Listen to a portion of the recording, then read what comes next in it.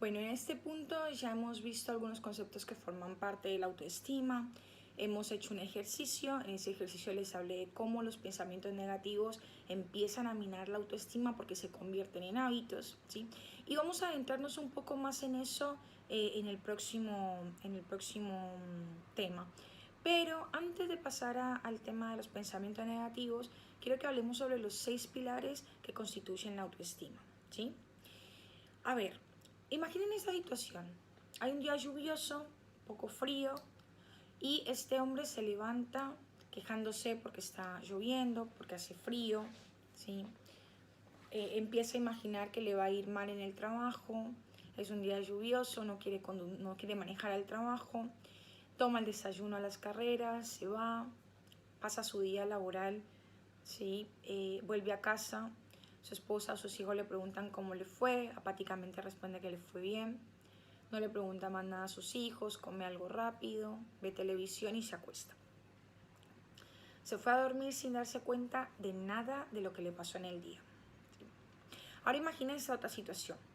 El hombre se levanta, ve que está lloviendo, dice, bueno, me quedo 5 o 10 minutos más en cama, voy a abrazar a mi esposa, nos acobijamos un poco en estos 10 minutos, se levanta, toma el desayuno con su familia, les pregunta a todos cómo viene el día, ¿no? Se va a su trabajo entusiasmado, ¿no? Dice, bueno, no voy a tener reuniones afuera, voy a tener tiempo de estar en la oficina para hacer varias cosas que necesito. Pasa el día en la oficina, vuelve a su casa, cena con su familia, le pregunta a sus hijos cómo les fue en el día, le cuenta a su familia cómo le fue en el día, le pregunta a su esposa cómo estuvo su día, escucha atentamente el día laboral de su esposa, ven algo de televisión juntos, hablan sobre el programa que vieron y se fue a dormir. Esta persona fue totalmente consciente de lo que hizo en su día. De estas dos personas, ¿quién creen que tenga una autoestima más positiva? Efectivamente, la segunda persona. Uno de los primeros pilares de la autoestima positiva es la práctica de vivir conscientemente todos los días, de ser conscientes de las cosas buenas que hay en el día, de mirarlas, de tenerlas en cuenta. No conozco a nadie que tenga una autoestima alta y que no sea capaz de valorar incluso las pequeñas cosas. Y no estoy diciendo que nos vamos a volver locos valorando todo, ¿sí? Pero sí es necesario aprender a vivir conscientes y aprender a vivir en el momento, ¿sí? Entonces, el primer pilar para constituir la autoestima es la práctica de vivir conscientemente todos los días. Vamos al segundo pilar, que es la práctica de la autoaceptación, ¿sí? Últimamente yo he notado que mi cabello tiene aún más frizz, ¿sí? Y lo que yo no he hecho es pensar en lo siguiente. ¿Por qué yo tengo tanto frizz y mi colega no tiene frizz? ¿Por qué su cabello es tan lacio y tan lindo? Seguramente tiene mejores genes que yo. Uy, ahora me doy cuenta que también tiene un cuerpo más atlético que el mío, ¿sí? Esas son cuestiones superficiales, es simplemente un ejemplo, ¿sí? Pero yo no hago eso porque es un juego que yo no voy a ganar. ¿Qué les quiero decir con esto? Que es un juego que ustedes no van a ganar. Ni ustedes ni nadie. Ni siquiera María, ni siquiera mi colega lo va a ganar, ¿sí? Entonces, una de las cuestiones para constituir la autoestima es la práctica de la autoaceptación y el automejoramiento. Y tengan en cuenta esto, el automejoramiento no viene primero que la autoaceptación, que es algo que de pronto se confunde muchísimo. No, es de hecho posterior a la autoaceptación. Primero tenemos que aceptar, primero tenemos que autoaceptar y después hacemos los ejercicios para mejorar. Yo primero acepto que mi cabello tiene frizz, ¿sí? Y después empiezo a buscar los productos, los procedimientos que van acorde a mi cabello para que no tenga tanto frizz. Entonces, indefectiblemente, la autoaceptación va seguida del automejoramiento. Eso por un lado. Y por el otro, es importante que tengamos en cuenta que hay cosas que no vamos a poder cambiar de nosotros. Y la autoaceptación implica también eso, implica aceptar cosas de nosotros que no vamos a poder cambiar, ¿ya? Entonces, algo importante de este segundo pilar de la autoaceptación es aprender a mejorar lo que podemos y aceptar lo que no podemos cambiar. Mejorar lo que podemos y aprender a aceptar lo que no podemos cambiar, ¿sí? Entonces, vamos a construir nuestra autoestima sabiendo que una vez hacemos un proceso de autoaceptación, vamos a seguir un proceso de automejoramiento y reconociendo que cuando no podemos cambiar algo, pues tenemos que aprender a aceptarlo, ¿sí? Entonces, el segundo pilar para constituir la autoestima es la práctica de la autoaceptación, ¿sí? La tercera práctica es la práctica de la autorresponsabilidad. ¿Y qué quiero decir con esto? Muy seguramente todos conocemos a una persona con sobrepeso que está constantemente quejándose por su peso, de cómo su peso afecta su vida laboral, su vida personal, su vida amorosa, su salud. Y resulta que esta situación afecta a todas sus áreas, se está quejando sobre esto y cuando les preguntamos si hacen ejercicio, si se alimentan de manera saludable, directamente sacan excusas, ¿no? No, es que me da mucha pereza, es que hay que levantarse temprano, es que no me da el tiempo, ¿no? Y cuando le preguntas si comen sano, ay no, la verdad que me encanta comer comida chatarra, la comida chatarra no hay con qué combatirla, es deliciosa, quiero seguir comiendo esto. No hay voluntad de absolutamente nada. Y no quiero decir con esto que no quiero negar las condiciones médicas que hay detrás del sobrepeso en muchos casos. Pero lo que quiero decir es que si ustedes se fijan, de todos esos casos que vemos, muy pocos son realmente condiciones clínicas, ¿sí?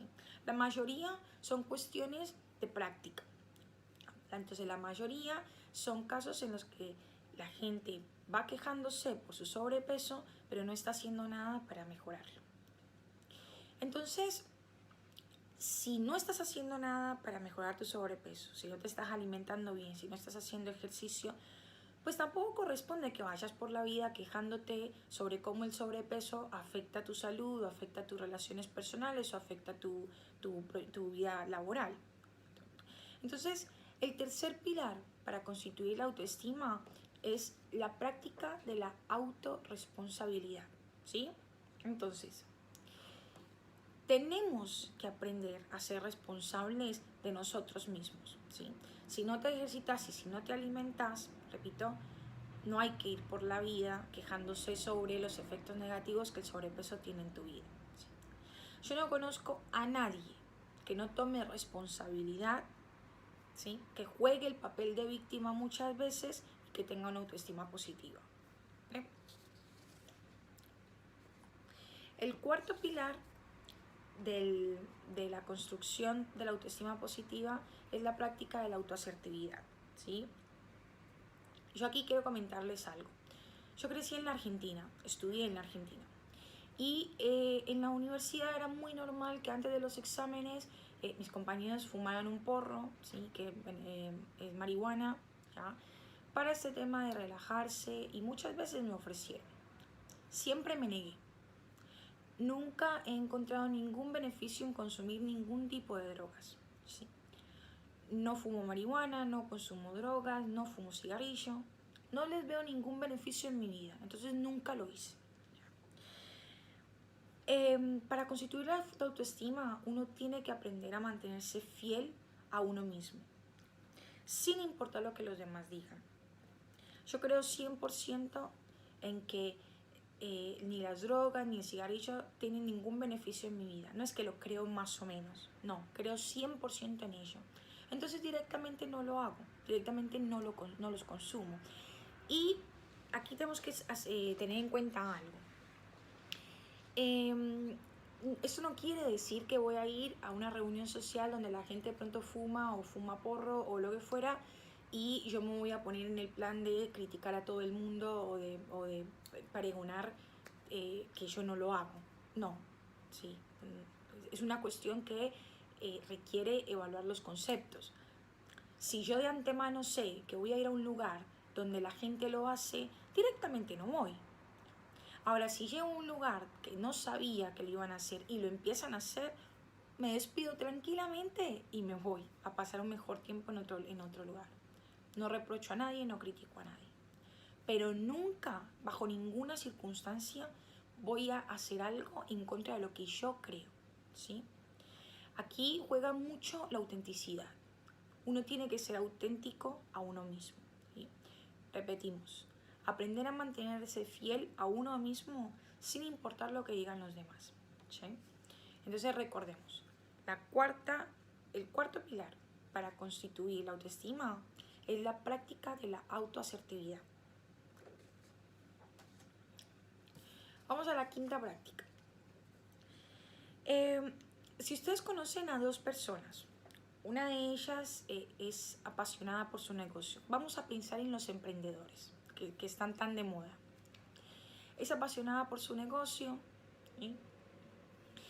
Habla con pasión de su negocio. De hecho, muchas veces nos pasa que esta gente nos molesta, ¿no? Pero es que habla tanto, pero es que nadie la para, pero hablan apasionadamente de sus negocios. Y después tenemos a la persona que va con el día a día a cumplir lo que tiene que cumplir en su trabajo. Muy seguramente el emprendedor va a tener una autoestima más positiva y más alta que la otra persona que simplemente va al trabajo a cumplir con su labor, ¿sí? ¿Por qué? Porque estas personas, los emprendedores, tienen un propósito en la vida y viven por ese propósito, por alcanzar ese propósito. Entonces, el quinto pilar que constituye la autoestima positiva es la práctica de vivir con propósito, ¿sí? Y por último, el sexto pilar para constituir la autoestima, finalmente, ¿no?, es la práctica de la integridad personal. Y miren lo que digo, la integridad personal, no la integridad de alguien más, ¿sí? Yo fui a un colegio cristiano católico, en donde habían reglas por todos lados, era prácticamente un colegio militar. Yo seguía todas las reglas, porque a mí las reglas no me incomodaban en absolutamente nada. Yo me sentía bien con esas reglas. Pero mi mejor amiga, que sigue siendo una de mis grandes amigas, hermana de la vida, se saltaba todas las reglas, incumplía todo. Yo llegaba a preguntarle en algún momento, y es algo que siempre me quedó de por vida, y era que si no se sentía mal de estar incumpliendo las reglas, que las estuvieran retando todo el tiempo, las monjas en el colegio, los padres en casa, ¿sí? Y ella siempre me decía algo que a mí me calaba mucho y que hasta el sol de hoy me cala. Y ella me decía, no, yo no me siento mal, porque no son cosas en las que yo creo. Ella terminó obviamente cambiándose de colegio, yendo a un colegio normal, yo me recibí del colegio católico, pero en el colegio donde se cambió estaba totalmente bien y fue feliz con ese cambio.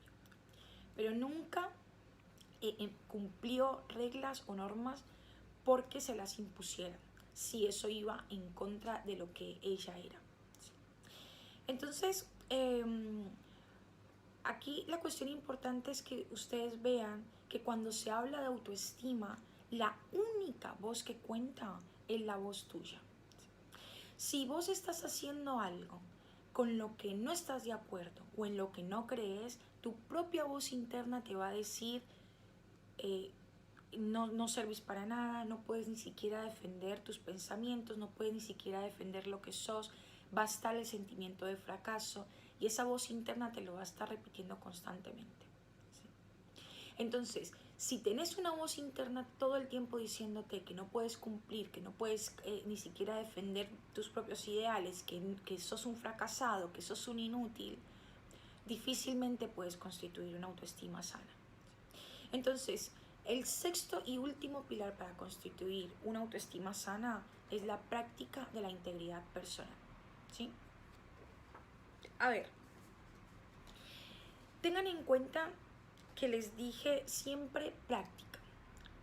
Eso es la constitución de la autoestima. una práctica constante, ¿sí? Una práctica diaria y tenemos que ser conscientes de eso.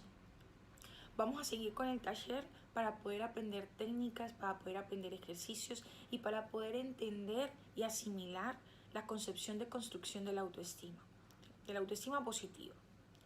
La autoestima no es algo que vamos a aprender de la noche a la mañana, sino que es algo que tenemos que construir.